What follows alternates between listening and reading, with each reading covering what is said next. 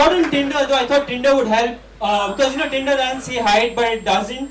Because a lot of women on Tinder are like, hey, we're here for interesting conversations. And I'm like, being on Tinder for interesting conversations is like going to a Muslim wedding and asking for veg biryani. Don't do it. Right? But I didn't know that at first though. Like when I got my first match on Tinder, I got hopeful. I thought it was time to buy my first pack of condoms. So I went to the grocery store and I was like, Cheta, condom dena, and I see this glare coming at me like, you have sex?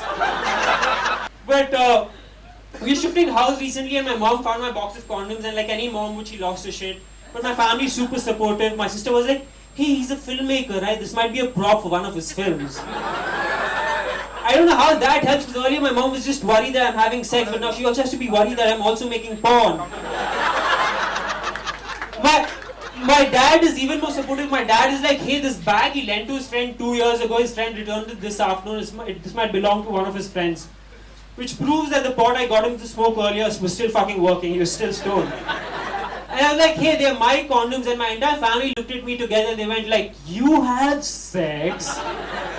But I do though, so much so that like a couple of weeks ago I was a little afraid. I thought I got herpes. I got it checked though, turns out it's just a bacterial infection, I'm fine. But it was weird for me because when I had to go to the doctor and I was like, hey doctor, I think I have an STD. And the doctor looked at me and he went like, you have sex?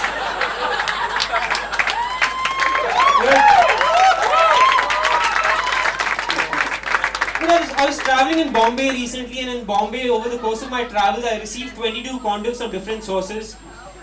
And I received 20 condoms on the same day, which I think is the record for like most condoms received by a guy who has no use for them. And how this happened was I was staying over at my friend Akash's place, and I wake up in the morning and Akash is standing over me with a handful of condoms. At first I'm a little afraid, because Akash and me are good friends, but we're not that good friends. So I'm like, dude, Akash, what's up?